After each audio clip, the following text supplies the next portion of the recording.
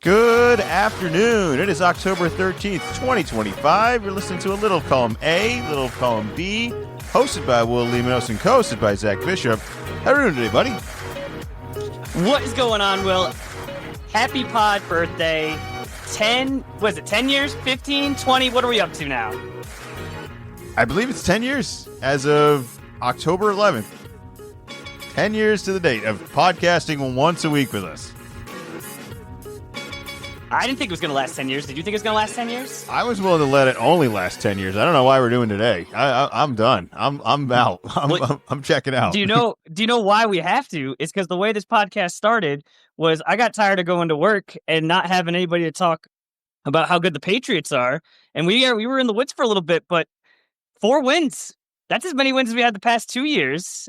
Not only that, it wasn't like by accident. For sure, it's the Saints, but it was on the road. And again, Drake may look good. I mean, sometimes, things happen and maybe the referees are a little bit more on your side. I feel like he kind of, no fault of his own, there were some penalties that went against us that he could have had an even bigger day. I thought it was one of the worst officiated games. This is one of those games where I'm leaving it wondering, well, maybe Dez did catch that, and I don't know what a catch is, and I don't know what football is, and I don't understand any officiating. It felt like any play that they could have called dead or they could have let go on and maybe see what happens after. Whatever direction they went, it burned us every possible way, every time. There was a lot of turnovers that I think could have really changed this game and possibly handed Drake even better field position into a game that actually was a game. I want to wait till before we really dive into it all, but we didn't really stop them. So, we needed Drake to do this. So I'm happy to have that kind of weapon in the tool belt, but there are tools missing on this team. There are flaws that I still don't want to give into, and this is not even, the most dominating New Orleans team you're ever going to see. This is a competitive team that played very well, but not anything our defense should feel good about going home. But a win is a win, and here we are, October 13th. Things are looking pretty good. So I will celebrate with you. So for the anniversary and for the Patriots, we'll do one round of applause just for us. All right, ready? Here we go. All right, anything else? Success. We good? We go back to the podcast. We got some picks to make. Let's make some picks. How are you doing on your picks? I think we're in a draw for the week, which is neither what either of us thought was going to happen. It's a little messy this week. Always good for me because I have a lead on you. So if you don't pass me, you can't catch up. So I like it just right there. Not a lot of crazy upsets this week. I'm pretty sure I hit the bet too, right? I hit the Kansas City first half, right? You did. You hit the bet. I did not. I was way off. I went Steelers Browns over 38.5, and I think that only hit about 32, so it wasn't even close. But yes, you had Kansas City -1.5 first half, and yep, that definitely cashed. Plus 120. Well, let's dive into this week's picks. Thursday, Pittsburgh Steelers at the Cincinnati Bengals. This is I don't know what this is. This is unfortunate that I have to talk about this team. Flacco was with this team for 48 hours and had an incredible fourth quarter drive that I think took 8 minutes and put him in a position to possibly win a game. We talk about how hard this quarterback position is. This guy walked in and within 48 hours is starting in a game and is competitive in it.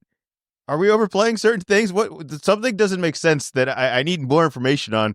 Do you have any explanations of why this kind of worked and why anybody would do this?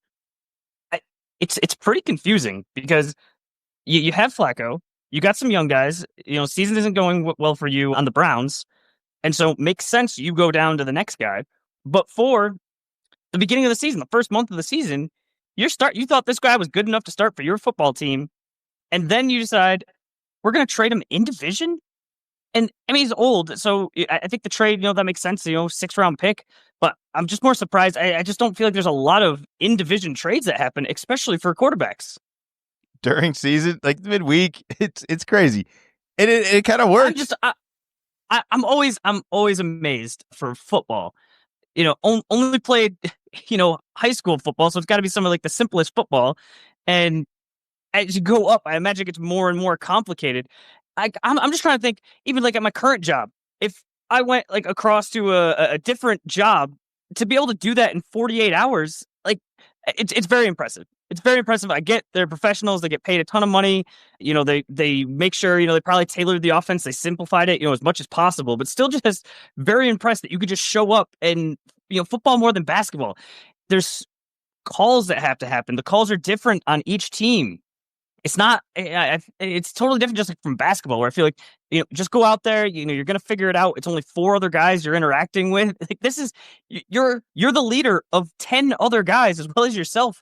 Like, and you have to be the expert. You have to know exactly what route everybody's running. You have to know exactly where guys are blocking. You need to be able to read the and then just do your normal job. So very impressed that traded and then played immediately that week. And it worked. I don't think you can deny it. They were better with Flacco than they were with Browning as of a week ago, were they not? If they have Browning, are they anywhere near winning this game? I don't think so. Based on what we've seen the last couple of weeks, no way, right? So, this is crazy. This worked. They didn't win. All right, so I don't want to, congratulate them on all of this, but, this was a move that I don't think anyone would do. And so far after week 1, I know it was still a loss, but I don't think that was marked as a win, even with Burrow, that might not have been marked a win. So, this is interesting. I understand Cleveland being done with him. I can't understand Cincinnati still trying to save the season. What are we doing with Flacco in Cincinnati now? We're just holding on for Burrow maybe? Or we're just that upset with Browning? We think this team is that good? Are the receivers just rioting? This didn't have to be done. That's what I'm thinking. I think it's you have Jamar Chase, T. Higgins. You paid him a ton of money, and this was a discussion of, hey, Browning cannot get it done. We're gonna get a wily veteran in here. You guys cool with this? We are trying to do something to make you guys happy. Well, I hope they were happy. Jamar Chase had a touchdown. I don't know if he'd had many of those leading up to this. And as nice as all of this is, they still get to play Pittsburgh this week, who Pittsburgh's just punishing to watch. And I don't know if they're good or if this is just a really terrible division, but it seems like Pittsburgh has just hypnotized everybody, and they might be better than Cincinnati, but I'm really not buying into them. I still think there's false hope with this team and that I would not put my faith in them. But I'm suddenly supposed to put a lot of faith in Joe Flacco, who's now going to be there, 10 days? and that's going to be better. I'm happy that he had a successful competitive game, and that drive was really impressive for a guy that only been there 2 days to have a fourth quarter drive that lasts 10 minutes. It's crazy stuff. But I got Pittsburgh this week. I can't imagine picking Cincinnati. Could you? Are you doing it? No. I think that Aaron Rodgers is good enough to take care of bad teams, and even with a full team, the Cincinnati defense. We saw it last year. We're seeing it. We saw it this year before Burrow got hurt. Or just the defense isn't very good. So I think Aaron Rodgers is going to be able to pick them apart Thursday night. Quick turnaround. Aaron Rodgers is going to be all over it. And like we mentioned, seems like Flacco's better than Browning, but it's not exactly like it moves you up to the elite category. It's a little bit. It's baby steps in the right direction. That Pittsburgh-Cleveland game was punishing to watch. Just a stalemate. Don't let the score reflect it. It was not a high-scoring game. All right, both got Pittsburgh on that one. Next one, Los Angeles Rams at the Jacksonville Jaguars. I'm a non-believer in Jacksonville. Are you a believer? Have you seen anything? Are you buying in? I'm out. I'm out on everything. I don't think there's a week that I'm going to be like, yep, this is the one. I'm out. I think they can beat bad teams. I'm still not sure. It's weird. I think it's more. I'm more on the other side of that Seattle game, where it seems like the Seahawks are better. They haven't lost on the road. It's like they're how are they better on the road than at home? Just a little odd, especially they got the 12th man, the whole thing. So I think there's just a bad situation for the Jaguars. I'm not jumping completely off, but I don't think I ever jumped completely on. Now, on the other hand here, the Rams played a Baltimore team that is barely a team. It's like the team packed up and left in the middle of the night and didn't tell anybody. There's nothing left. There's not even bones to tell that there used to be a team here. There's no fossils. It's gone. I don't know where it went. This was barely a game. Zach, what was the score of this game? The Rams won 17-3. The Ravens scored a field goal in the first quarter to take the lead and then gave up 17 unanswered. This team, there's just too many injuries. And you like to think, next man up. But at a certain level or a certain point, there's just no more next man up. There's a reason that these guys weren't starting. The starters were way better. And I think we can go probably head to head as we go along the season and say, what's more of the season from hell, the Cincinnati or the Baltimore situation. But our preview, I think, not so much on us because can't exactly predict injuries. But looking at what divisions we thought were going to be good, we thought the AFC North, that's going to be awesome, and then it's the Steelers are winning, and then the past 3 weeks, like the other other teams that division are not winning at all. So we're way off on that one. Nowhere near that. So I'm still going to go with the Rams. I wouldn't say there's anything encouraging about beating what the Baltimore was last week, but I have seen the Rams play well, and I just am not. I'm a non-believer in Jacksonville. I don't see it in offense. I don't see it on defense. I don't care who's healthy on the Rams. I'm going with the Rams on the road. Who you got in that one? Yep, I'm also gonna go. I'm gonna go with the Rams. I think that they're more legit, and yeah, we'll see. We'll see if the Jaguars, if they can, beat the Rams, maybe they start like ticking back up. But yeah, I didn't like what I saw this week. All right, next one, New Orleans Saints at the Chicago Bears. This was a competitive New Orleans team. All right, maybe that's just a Pats fan trying to, pad the stats a little bit here, feel a little bit more transaction value on being like, no, it was really challenging to beat them. It was a good win. And the challenging part is they didn't punt. Like, we didn't get any stops. This game went forever without us getting a stop, and we're just lucky that they couldn't convert any of their good possessions into touchdowns and that they were field goals. If they had any red zone confidence, maybe this is a high-scoring game. Maybe this is a different result. I mean, we're losing this in the fourth quarter. We like kind of have control of it, but the score doesn't reflect it. What does that say about the Saints team? Are they maybe a little bit better than we thought? I think Rattler's he's figuring some stuff out. He's not going to be like in the MVP discussion or anything like that. But I agree with you. They were able to get some drives going. They had a couple of big explosive plays as well. And it seems like they haven't got the win, but they've been hanging around with teams that are better than them. And so I just think at some point that other team that just gets hung around with, all of a sudden you have a late mistake, and we're going in with a sight unseen on the Bears tonight. But the Bears could be that team. Well, I think to beat New Orleans, you're going to have to score. So I'll ask you: do you think Chicago, who's playing the Commanders tonight on Monday night, is going to be able to outscore what the Saints have kind of steadily put together here, this 18-21 point range? I'm gonna go with the Bears, but I think the Saints will hang around, but I think the Bears will just eventually pull it out. I'm going with the Saints. I don't think the Bears are going to be able to outscore this. I know there's been weeks where they have, and maybe tonight I'll see something a little bit more offensive and feel a little bit better about it. But I just like the Saints kind of hang around in a game, and in a game where you got to depend on the other team to make a mistake, and it's the Bears. I think that's going to be to New Orleans' advantage. So I got New Orleans, and again, I'm maybe padding the stats on being like, well, they were really in it against Buffalo, and they gave a hell of a game to New England, and I don't know. Maybe there's something there, maybe not. Next game, Miami Dolphins at the Cleveland Browns. The Miami team is a miracle of a game to be in and then be in control of and then still not win. It's the Miami special against the Chargers here, where what were they down, like 20 in the fourth quarter or something? Like, it's crazy. They get control of this game with 40 seconds. They give the ball back and they still can't win. Everyone wants to fire the coach. I defend him every week. I'm not going to do it this week, but I'm still saying that it's not the coach's fault. I don't know whose fault it is, but what do you do after last week? It is so rough. They have, I mean, they're in the same division that we are, so they are also getting to play this easier schedule, and they still can't get these wins. I thought the Chargers were gonna really really take care of them, but I should remember Chargers are gonna try to charge as much as they can, but it's a mess. It's a mess down there. We've already had one firing, this week.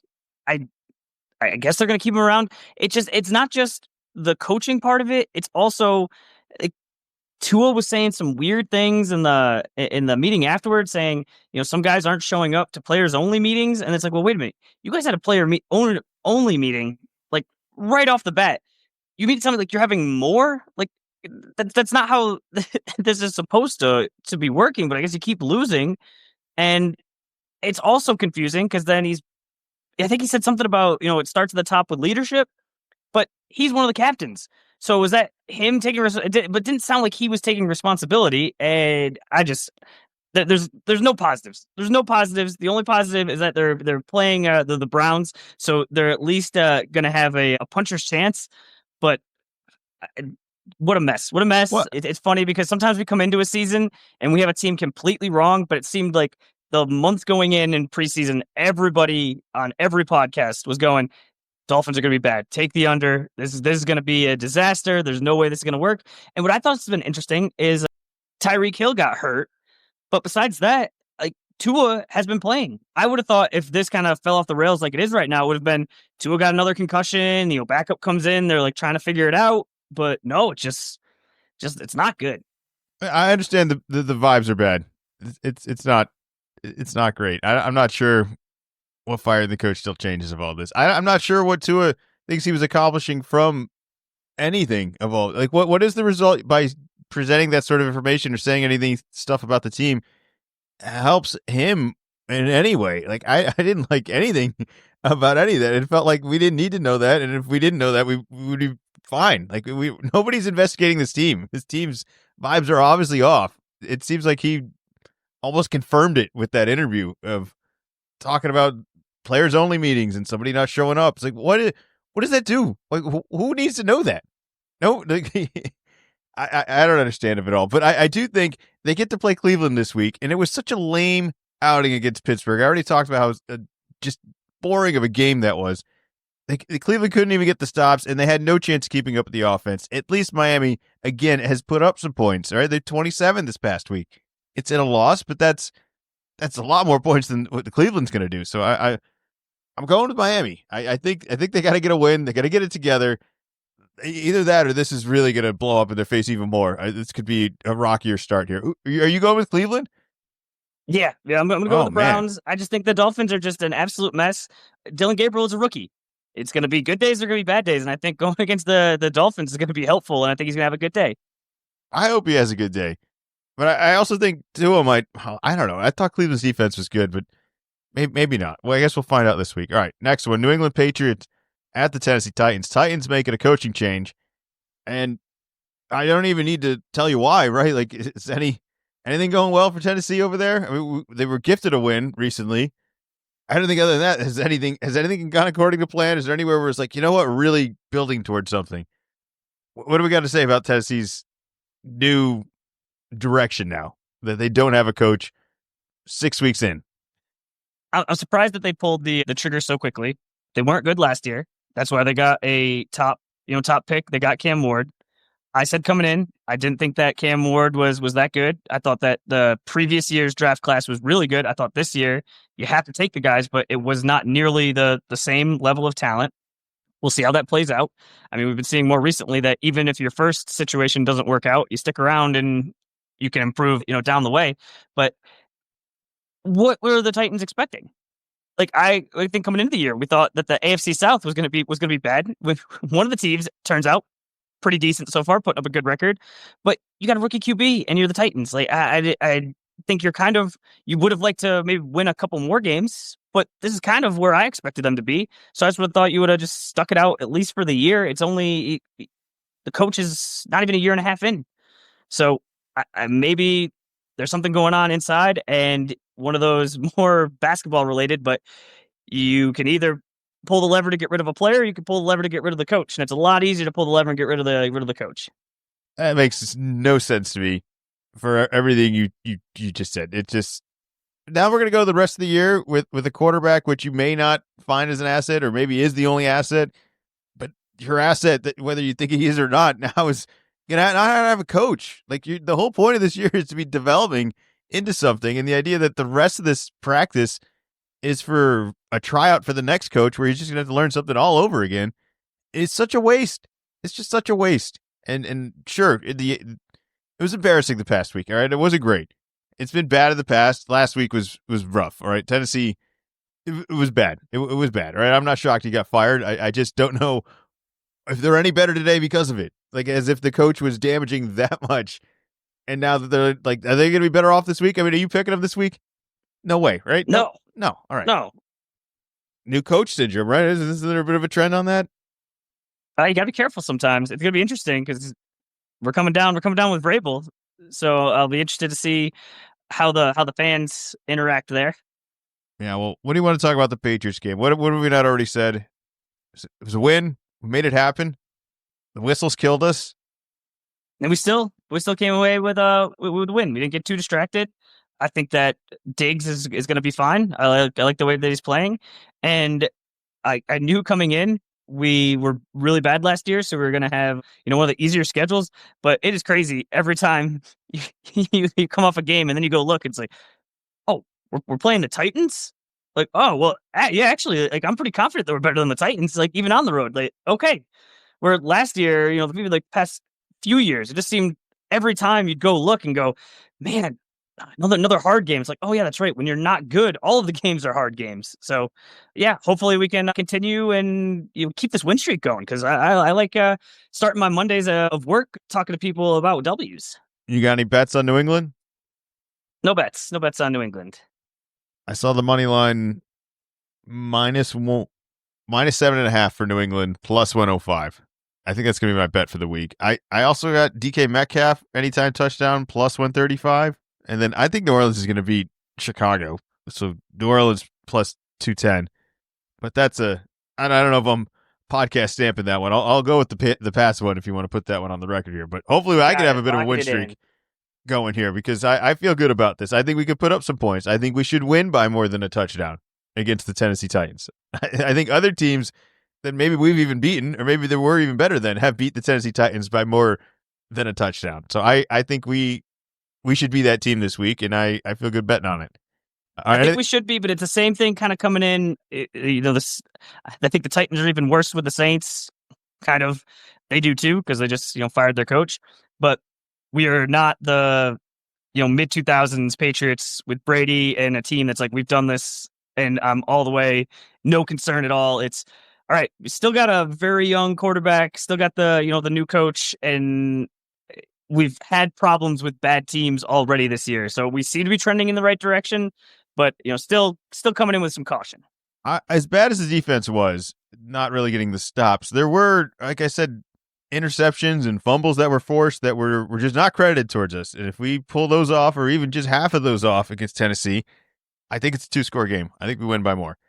All right. Well, and this is not we've had these types of defenses in the past where it's not the best, but it's this like bend don't break. And if you're just giving up field goals, as long as you're scoring touchdowns, you're in good shape. All right, next game, Las Vegas Raiders at the Kansas City Chiefs. What are you going to say about the Raiders? We just talked about how bad Tennessee was. They beat them. Congratulations. Cool. Let's talk about Kansas City, who beat Detroit, an actual team, and once again has a ton of options. They were fast, a bunch of little crossing routes, and just Mahomes extending plays, and it's difficult to slow him down with so many options. I thought they looked great. I'm into Kansas City. The receivers are back. The options are there. The threats seem to all just be back. I'm in on Kansas City. Good luck to the Raiders this week. Who you got? Yep, I'm also going with the Chiefs. I think the Lions are a legit team, and the Chiefs, they were at home, but took care of them. It was. I think it was closer than the final score showed, but it might just be because I was rooting for the Lions. So it's like, I don't know how they're getting away with this. Kelsey clearly dropped the ball, but the Chiefs they're a smart team, so they immediately got to the line, got a playoff, and that's how it works. You got to be quicker if you want to challenge that. So not blaming the Chiefs for doing what they should. Also, this week, Rashee Rice is coming back. So interested to see how adding a little bit of a fuel to the fire, if you will. But I think that Mahomes, he's been playing great.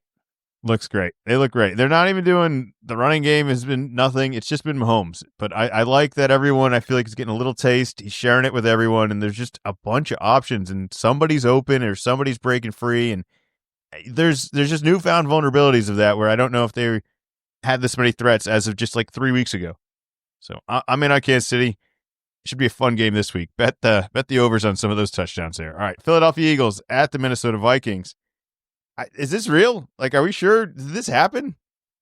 Did I check the score incorrectly? This happened? They lost to the Giants, and not only did they lose, it wasn't really even close, and they didn't score in the second half. Zach, what happened?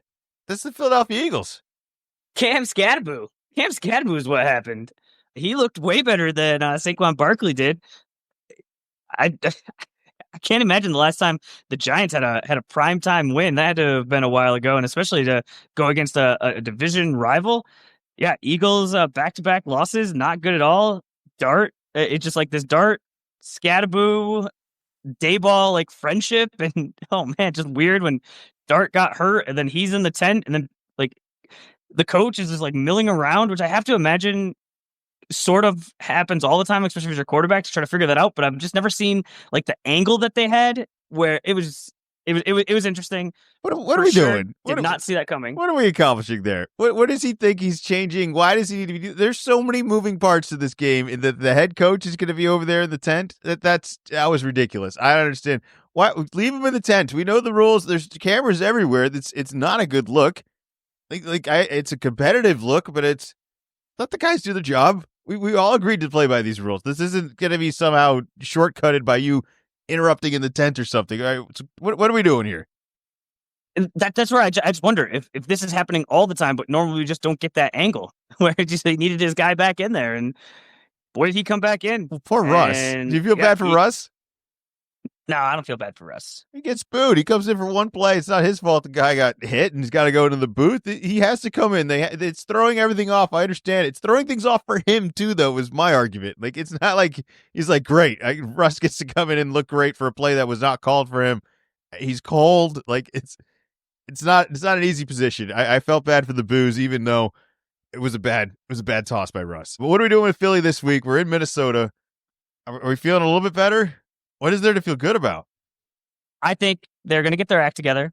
I still think that they're a good team. They're one of the best in the NFC. Coming off a Super Bowl, I think you just can let your guard down, and it's so hard because you've played at the top level, and now you just have to like slog through the season to get back to the playoffs. And I think they just kind of were a little lackadaisical. But I think this week turn it around. I have the Eagles beating the Vikings. My bet of the week. I'm on a little bit of a cold streak, so I'm switching things up. I am going with a Eagles Chiefs parlay. Pays out -110, and the Chiefs, should have mentioned it before. That's my lock of the week. Oh, all right. Parlay. Trying to really get back in the mix here. I got it. I just gotta try something different. I mean, I want everybody to make all the money, so it's not like I'm rooting for you to lose. I'm rooting for both of us to win. But I feel like I got you where I want you now. If you got the chase, you're doubling down. You're making it harder. It's, all right. I just don't think the Eagles are going to lose 3 times in a row. I don't think so either. I'm going to pick Philly as well. There's not enough out of Minnesota. I've seen the tale of two halves with Philly. I've talked about it before, where they have one half where they were in this and in control of this, and then the second half where they just don't show up. So hopefully this one they show up in the second half, or they have a big enough control in the first half. It's just weird that just continues to happen. What are they doing at halftime? That's what I want to know. Something's not working. I think you just have to remember this is not the Vikings team from last year. They do still have Justin Jefferson, but I don't think they are coming off the bye. But I don't think that McCarthy's coming back just yet. So the last time we saw him was a while ago because it was across the pond, and that's a lot of Carson Wentz. So I think that Eagles, they know a little bit about Carson Wentz. They're going to take this a little more seriously, and I would just be surprised if the Eagles, like this team, I think they're too good to lose 3 times in a row. You haven't heard of revenge games? We're going to talk Rico Dowdle next. Like, the revenge games are a thing now. Apparently you could just shift wins based on, I used to play for this team, and now I can just be better miraculously. Is there any reason that he just didn't do that in Dallas and then he wouldn't have to leave? I have no idea. It's a really good point. It's a really good point. I don't think Wentz has got any shot at it either, but hopefully. And I also think about this because I like the idea of a revenge game, but I bet if you looked at the stats, it's not really a thing. There's no way, because it's like, well, wait, hold on. If you could turn it up for this revenge game, why wouldn't you just turn it up for all of these games and then get paid more money because you're better? Why wouldn't you just do that? Yeah, go fast all the time. They don't need cruise control. Yeah, I see. I like this. You should get into racing. Yeah, just go fast all the time. What did he slow down? What are you slowing down for? All right, next game. Speak of slow down. The Carolina Panthers at the New York Jets. I mean, Bryce has arrived. I mean, what are we supposed to say to this, right? They beat Dallas. Dallas gives up everything. I think you could score a touchdown on the Dallas defense. So, Well, that's nice of you to say. It really is. The only thing I'll ask you is they have kind of put up some points here. Do you think New York Jets can outscore them? No. No, I don't. All right, well, then this is a lock then. I think Carolina's going to win. We're doing 10 points. I don't know about a lock, but I think the Panthers can beat the Jets. Look, if you're putting up field goals, 12, 11 points or whatever every week for the Jets, and Carolina's in the 20s and the 30s, Like, we're in a different scale here. This could be terrible football. I understand that, but this is a team that put up 11 points this past week. The Jets, only team, haven't won, and I just think at some point, you already know you're not going to make the playoffs. So do you just start looking and saying, hey, should we be starting to try to get some draft capital? Should we be trading some guys away, trying to bring in some younger guys? Trading? Just They didn't change anything. It seems bad enough. They don't need to do nothing. No, that's what I mean. I'm just starting to look towards the future. Like, get rid of, Breece Hall, trade him, trade some of the other guys, and just start looking at, like I said, draft capital and, future. And like this year, so far gone. But I think the Panthers can at least put up some points. And I think against a good team, they're in trouble. But they've won, they got 2 wins in a row. And I just think, that Jets-Broncos game, it was so ugly. I mean, Fields, what I see, he had 9 completions. He had 9 sacks. So not all of that is on him. But then if you go look at the numbers, I think he had -10 like net passing yards. Like, how, like that almost seems like it's impossible. But when you get sacked 9 times, and the crazy part is that they very much still had a chance to win that game at the end. That's more I blame the Broncos for that. But I think Jets coming back from London, normal week, but you're already coming back from London, and I just think that the Panthers they can put up points, and the Jets they can't stop anybody. They can't do anything. Yeah, look, the time management was the worst thing that happened that game, and it happened on both teams. You can pick apart Fields all you want. There's definitely mistakes. It's not new mistakes. It's mistakes I've seen before. The mistakes I just can't understand is how could both these teams just handle the clock so awful? Like, how could you possibly lose a game and still win a game? The end for both of these teams was terrible example and just a bad football. I can't believe they forced us to watch it. We should. This is what we're shipping overseas every week, right? These teams, they don't need to come back. We could leave them there. I would like to hear from some casual London fans where we've been doing this for a while and we're really amping up we're not just coming twice a year. We're coming, seems like every week. We're giving you the worst games that we can find, and not the people in the in the business that are going to say all the nice things and, oh no, we love the NFL here, we don't care. I'm talking about like the you and me over there of got into football. Maybe you don't even have like a full-on team, but you like it when it's there. It's on at a reasonable time. You can watch it. And are you enjoying this still, or have you like shut it off because the teams combined don't even score 25 points? I have not prioritized those early games at all. I don't want them to stop though. I think it's still good for the game. It's clearly that no one else wants to show these games on any of the broadcast channels here too, though. Like this is a window where they're like, all right, we could sell to somebody else and then show it earlier and it won't matter. We'll still get to show the games we want. We can get rid of this one.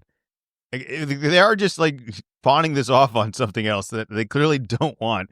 And I wonder if at some point they're like, no, we need something more. Like, why don't you give us, I don't know, a team that's made the playoffs before? It's going to happen at some point. Do you think it would be better off if we ever actually just had a playoff game out there? Is that just a terrible idea? We're like, all right, here, you get an actual important game, a wild card or a first round game or something. How are you going to pull that off? I don't know. We have a lot of bad teams making the playoffs this year. I think it's a perfect year to not reward some teams for home field advantage in any form or another. But I think if I was a fan of a team that made the playoffs and they sent my team to a foreign country, I'd be pretty upset.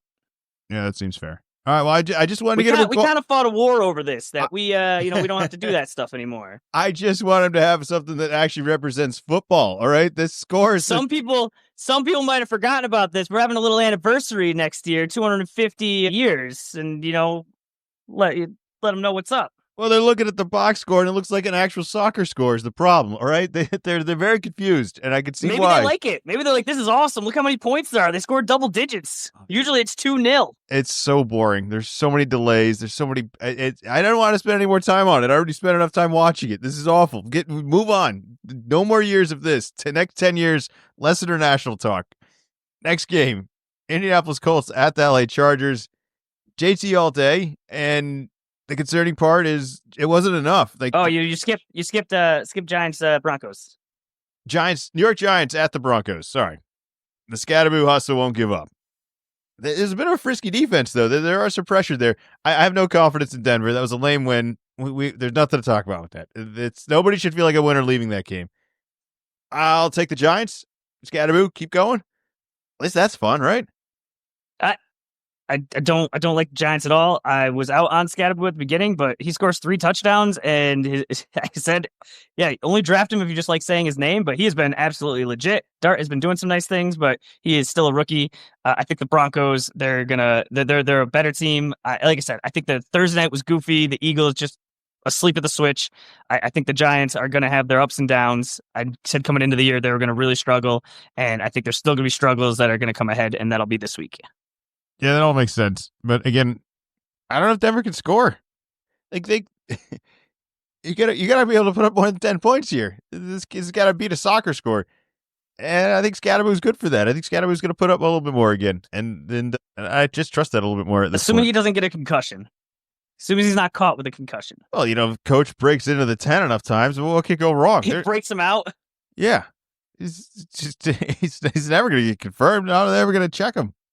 It might go under the radar when it's not a primetime game.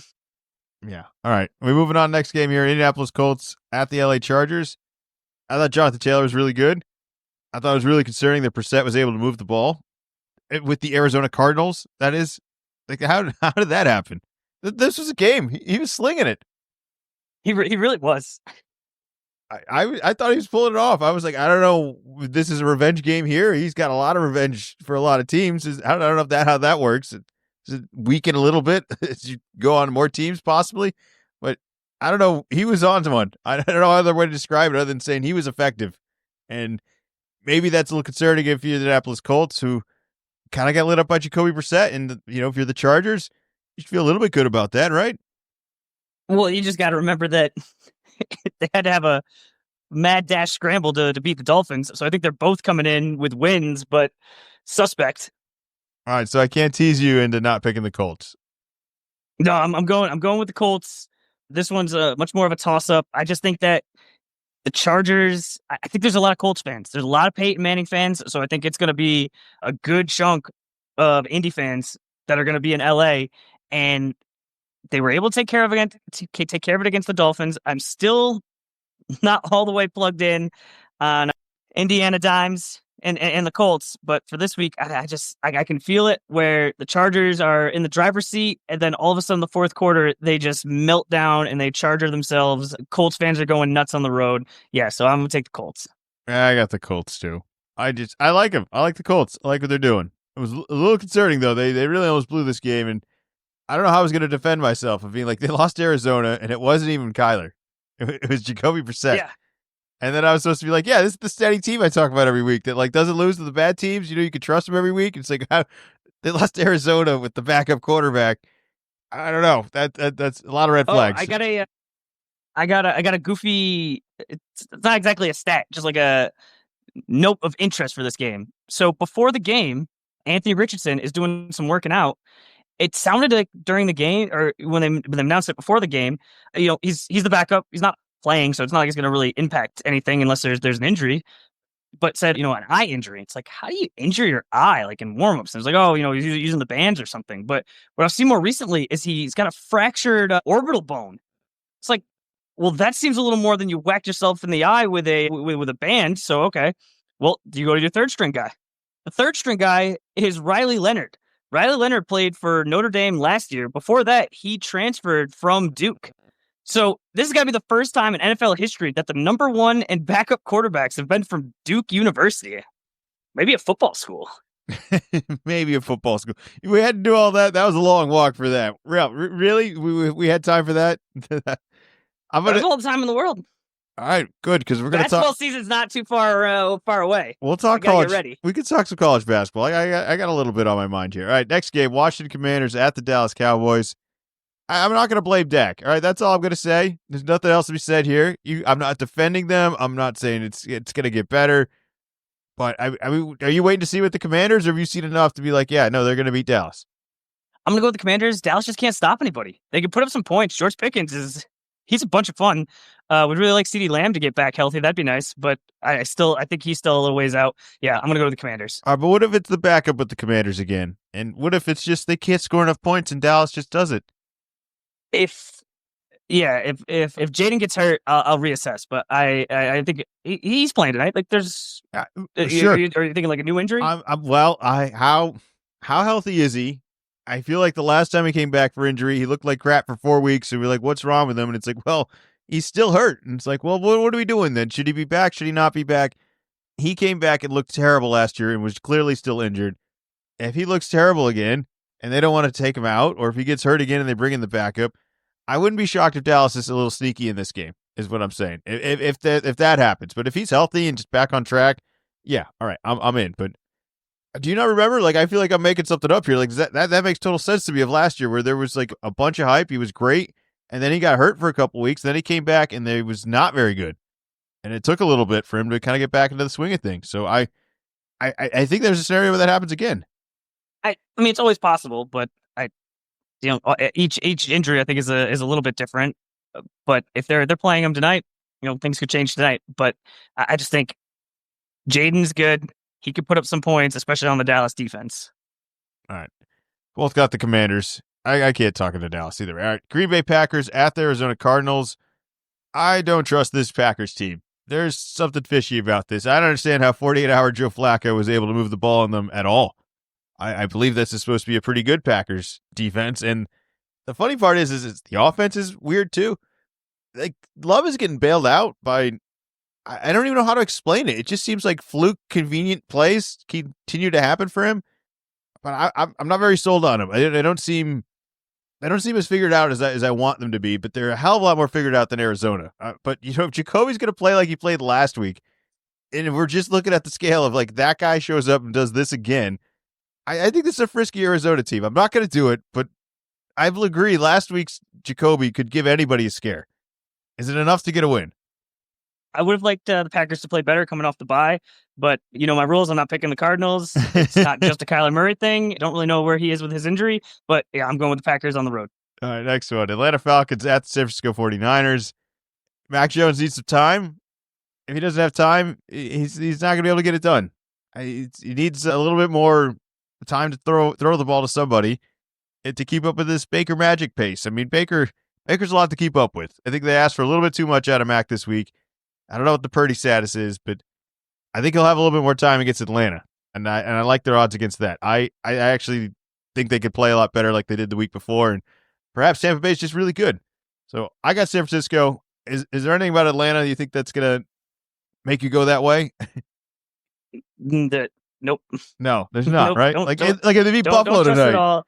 I mean, there's at least a little bit that I expected where Mac was banged up, and I mean, I guess he still put up like 347 yards, but all the talk after last week of like, Patriots messed up with this guy. It's like, well, we didn't just have a great quarterback and then just go, oh no, thank you. Like there were good, and then there was a lot of bad. So I think the coaching over there is able to help him out, but I mean, Baker's just awesome. I think he leads the league. He's either first or he's second in third down, like running to get the first. And he just had that one. What was it? It was 12 yards. Maybe it was even further, but it wasn't just ran and just was able to make it. It's like there were jukes involved. He dove at the very end. It's just fun. It's fun to watch. Dude, fun football is Baker football. Like that's it. Like, it's just fun. It's everything you'd ever hope for. He's like the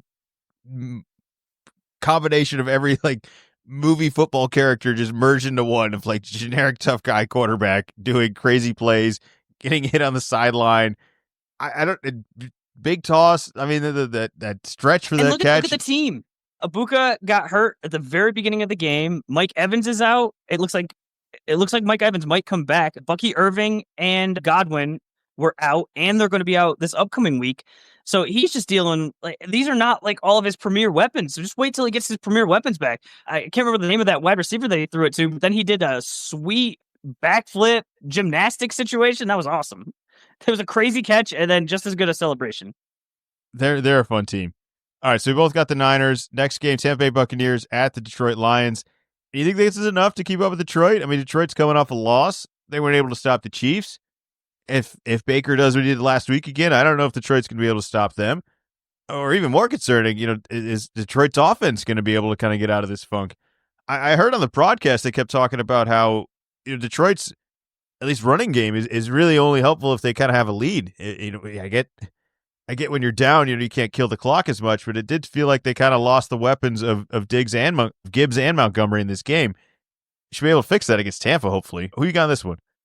I'm going to go with the Lions. I like all the stuff I'm seeing for Baker, but just mentioned all of those injuries. And, even if you get Evans back coming off an injury, so I don't know if it's probably, no one's at 100%, but, you come off an injury, there's some concern. I think the Lions, even though they lost to the Chiefs, I think they're still legitimately good.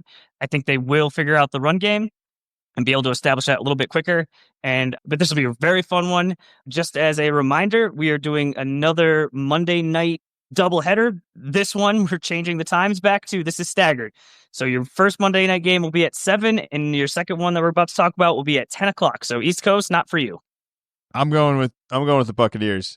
The only reason I'm doing it is just it's more fun. I just want it to happen. I'm willing this to happen. There isn't a lot of rationale in it. You argued all the reasons, and Detroit's a good team. I just want this to happen. I want to come in next podcast and be like, "How Baker did it, man." You won't believe it. Although I won't even be able to come in next podcast. It'll be Monday. We'll be recording while it's going. All right. It's good. Bummer. All right. Well, it's gonna happen. All right. I think it's gonna happen. Next game, Houston Texans, second Monday night. Houston Texans at the Seattle Seahawks. Jackson Smith and Jigba is everywhere, and everybody needs to be concerned because I don't think anyone can stop him. Houston definitely can't stop him, and that's enough to get a win here. Is there anything else that needs to be said? I mean, what is Houston possibly going to do? I just haven't seen much out of the Texans that I really like. I don't know. I had higher expectations for them coming in. They are coming in off of a bye, but I think that with it being later Monday night game, that Seattle is going to have plenty of time to get prepped for this. So I'm going to go with the Seahawks. All right, and those are our picks for the week. See how we do. Seems like we're a little all over the place every week, but I think it makes for good content. All right, what else we got for college football here? It was a hell of a week. I don't really have a lot to talk about the firing. It just seems like that was a pretty big deal. I was making jokes last week. I didn't think he was going to get fired. Now that he got fired, what do we have to say? Oof. Well, last week was before he lost for a third time at home to Northwestern. Yeah, if you're Penn State, you can't lose to Northwestern, let alone after losing to UCLA, who UCLA got their second win. Maybe they're starting to turn it around, but this season just collapsed so fast for Penn State. They played a few cupcakes to get the season going. That's not unusual. I could give them a little bit of a hard time for that, but that's not unusual for some of these bigger programs. Then this is, I think it was yesterday. It was 15 days. So today's either like 16 or 17 days ago. You are in overtime with a 7-point lead against Oregon, a top 5 program. And then from there, you lose that game, and then it just falls apart. Franklin gets fired. It's a really good job. So I'll be interested to see who they get next. And I think that Franklin, he just couldn't make like that next jump to win these like elite games against Ohio State and, prime Michigan. But I think there's a lot of coaches, or there's a lot of programs that are fine with just getting to that, like just having big games. So I think that he won't be out of a job for very long. But yeah, they've been holding out on this for a while. So I still was surprised on Sunday when it happened. It happened. I saw how much does it matter what your resume is if you lose those 3 in a row? Like, is Bill Belichick of the New England Patriots record resume, let's say, getting fired if he loses those 3 games in a row? Like, it's that unforgivable? It's not like there's not any success coming into all this. It is pretty much the biggest blemish are the last 3 games in a row. No, but he hasn't been able to get the big win and get it to like that next level his whole time at Penn State. Like someone else was going to be able to do that. Like I don't know if it was a luck. We're gonna find out, but it's not like this is his second year and all right, you didn't really get your guys in there. Did you really like give him a chance? This is his 12th year, so you kind of know what you have, and it's just at a certain point, it's we got to go in a different direction, even if you're not positive it's going to be better. It's just we can't keep we can't keep losing the big games as they did, and now you lose to a team that had no wins, no leads, and then Northwestern. Nope, if you're one of these coaches, you can't lose to Northwestern. That's the nail in the coffin right there. It's bad. What else we got for this week? The rest we got for this week is Indiana beats Oregon, moves up to number 3 in the country. That's Indiana football, not Indiana basketball. Texas upsets Oklahoma, Red River rivalry. Definitely didn't see that coming. And then the big one for me is Notre Dame. A pretty close game in the first half, but then absolutely goes off in the second half. Was a bunch of fun to be on campus, walking around. Went to a volleyball game just for fun on Friday, that's where they play basketball. So just cool to see that. And the tailgate, whole thing, fun trip. Would definitely do it again. Marching band. Oh, a ton of marching bands. Did the fight song at the end. So much fun. And then this week coming up, we have LSU at Vandy at noon. We have Ole Miss at Georgia, 3:30. Tennessee at Alabama, another SEC game at 7:30. And then same time, also have the rivalry game, USC at Notre Dame. Both teams are ranked for the first time in a few years now. All right, before we jump into our NBA futures here, I did sneak in a little college basketball without telling you here. I got some questions. You ready to answer some? Yes. All right, which one of these is the most back? Virginia, Louisville, Coach Cal. Who's the most back? Louisville. All right. I like Louisville. I saw that. Was Coach Cal ever really gone? No, but he's in a new place, and I noticed that Arkansas is respectively ranked, and that's Cal being back in my eyes. Oh, but they were pretty good last year.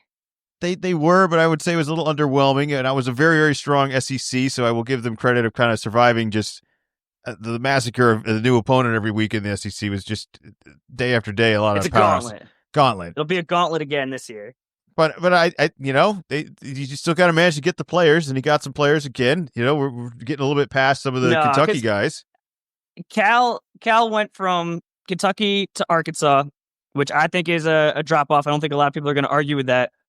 It was going to be interesting in the very short term. So talking last year, where Kentucky's bringing in a lesser known coach, where Cal has a known product. So like last year was the year. So I think if you're like comparing all of them, maybe it's a little closer, but I don't even consider Cal being back because he never left. Where Louisville, they were bad. Like you were losing to the cupcakes that you start your season off with. Like how are you this bad? Like you were not winning double-digit games where now you are ranked just outside the top 10 to start the year. Like, that is back. No love for Virginia? They were bad. They didn't even make the top 25. They were bad, too. I think they're going to be a little bit better than you think, though.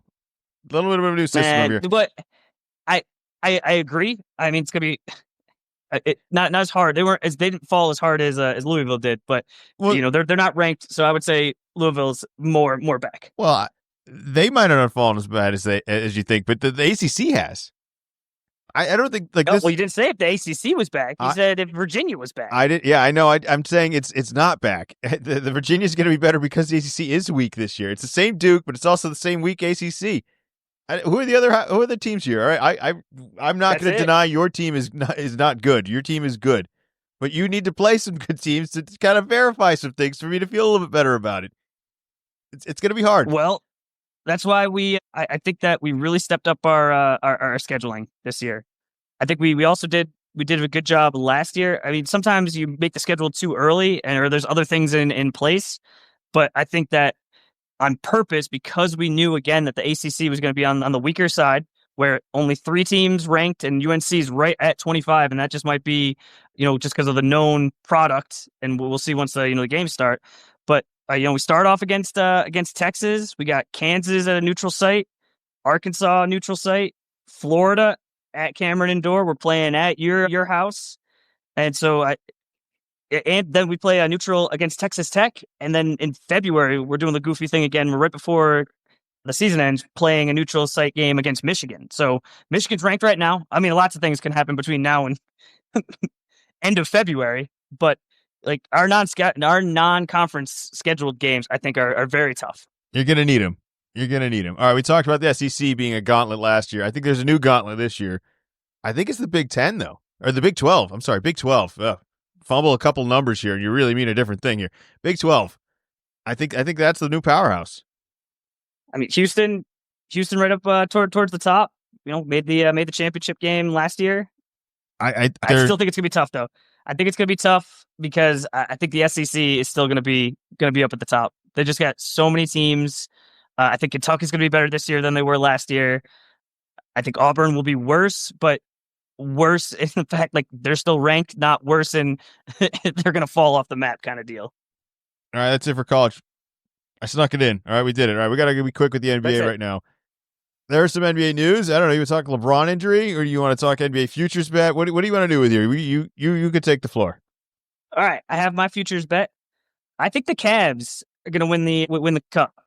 I think that OKC isn't going to take it real seriously. Kind of similar to the way the Celtics, after we won the championship, just didn't go all out like maybe we did the year before, and that is plus 600. All right. I like that. I think all of my bets have been trying to just explain why the favorite won't win. And I don't really have a good argument for this, but I'm kind of in on the Atlanta Hawks. I think they can beat Orlando for the division. It's the Southeast Division, and it is plus 155 to win the Southeast Division. So that would be edging out Orlando. And I think there's a scenario where they're healthy and Orlando is not healthy. I agree there's all the question marks on all over Atlanta. That could be like, I can't believe you bet on this team. Clearly, they're not going to be healthy. But what if they are? And I don't think Orlando's a safe bet to be healthy either. I mean, have we gotten a healthy Franz here and Paolo? I feel like they each kind of take a little bit of time on and off. And it adds up. This team also completely fell apart with Suggs just missing some time. Something that still doesn't entirely make sense to me. I think Suggs is a great player, but if we just remove him for the equation, it's suddenly just that different. I'm a little alarmed by that. How do you feel about the bet? I think that the Hawks won the offseason. I'll be interested to see what it kind of gets on the floor. I think that Porzingis and Trey, I think that they can play together. And I think we know as Celtics fans, but not sure if everybody else realizes, the whole end of the year, Porzingis wasn't hurt. He was sick. In a really weird, like I don't feel like I really got a good answer on exactly what it was, but it wasn't he needs to do whatever rehab off season. It's like, well, once he doesn't have pneumonia or whatever it was, well, then he's gonna be good to play basketball again. I'm pretty sure he played for the Euro team, and so I have to imagine that he's at least coming into the year healthy. So that's a good start. Jalen Johnson, that's the guy. That's the turnaround here. We can get Dyson Daniels. I don't know. Jalen Johnson. I feels like he's getting a lot of hype. I don't know if he's gonna be able to live up to it. I think he's gonna be good. No, he was so good before. And he got hurt last year, and it seems like they think like, oh, he's gonna continue making this linear jump, and that it's not always the way that it works. Is you don't get that little bit better every year necessarily. I don't think it needs to get any better. I just think if you take what he was and what he was doing, and you plug it into what they need, which is important, right? It's not like they're adding it to something as it's compounding. They need him. I think they need that type of player. They're looking to that with a whole bunch of other guys on the bench. And if he could be the trustworthy guy, I think he's got an opportunity to get a lot of good points, a lot of good fantasy numbers, and hopefully a lot of good wins. Because I think we've added up enough players here that I like that add up to winning and can overcome the pros and cons of playing with Trey. Like I think he's important to that, as you need an efficient guy that can be a little bit more, can carry a little bit more of the offensive load, and I think that's a huge thing for them. But I think he'll have a lot of options. I also think Trey's going to have the best chance to get the best shots he'll ever have because of the better team around him. You're going to have to worry about him, but still, that's not going away. A lot of hopes, a lot of what if. Any thoughts on this Missoula substitution pattern? So I've been watching the Celtics preseason games, and we are tiny, super little guys, and so we don't rebound very well. So I think Missoula has told them, if you do not rebound, you will not be playing in this game. And so I really noticed it yesterday. Every time somebody missed a rebounding assignment, he just immediately pointed down to the end of the bench. I don't know how the guys even knew who was supposed to come in, but boom. Another guy was coming in, and as soon as he missed a defensive assignment, somebody else was coming in. So I'll be interested to see how that works in the regular season. I don't think it is going to work because we can't rebound. It's not. This isn't going to suddenly make us better at rebounding. It's like he's assigning accountability, and I agree that's part of rebounding. We just don't have rebounders. Like do you think we can make rebounders out of this team? Missoula is going to find out. Oh man, I feel bad for them. They're going to be running laps. He's not going to be able to mold them, man. I hope he does, and I agree that we can be better than we are, but it doesn't suddenly mean we're ever going to be good at rebounding. So we are going to be pointing a lot this year. There's going to be a lot of rotation. Did I give you my NBA bet future yet? I gave you the Hawks. You yeah, said yeah. Hawks division plus 155. Let's see what else I got in here. I had an Aaron Nesmith come back, most improved player, not come back. Plus 10,000. Long shot. Do you hate it? Real long shot. The Pacers team, that's going to be tough. I don't think they're going to be on TV nearly as much. No Tyrese Halliburton to kind of get the focus, and I think that's a big award. I mean, all these awards are narrative-based, but when you don't have that premiere, you're on TV all the time, people just aren't seeing it. They're not talking about you. There's an opportunity window there. But, all right, let me remind everyone to subscribe. Little column A, little column B. You can find us wherever you listen to your podcast, as well as YouTube, Facebook, and you can follow Zach on his X account, which is Wicked Z-Man 24. Anything else for the people out there? Cannot wait. Next week, we're just basketball's going to be here, so we're going to be doing a NBA preview next week. We'll be doing football, and we're going to be right in the mix. College basketball is not far behind as well, so we're really going to hit my favorite part of the year, where everybody's playing. I can't wait. I'm ready. I'm ready for college. I don't even want to talk about. Going. I don't even want to talk about the League Pass thing. I'm saving it for next week. It'll be part of the NBA breakdown, but it's just not meant to win, all right? I just feel like I'm just losing every direction I can. Trying to be an NBA fan here. And wanting to be a college fan is the problem, Zach. We'll be back.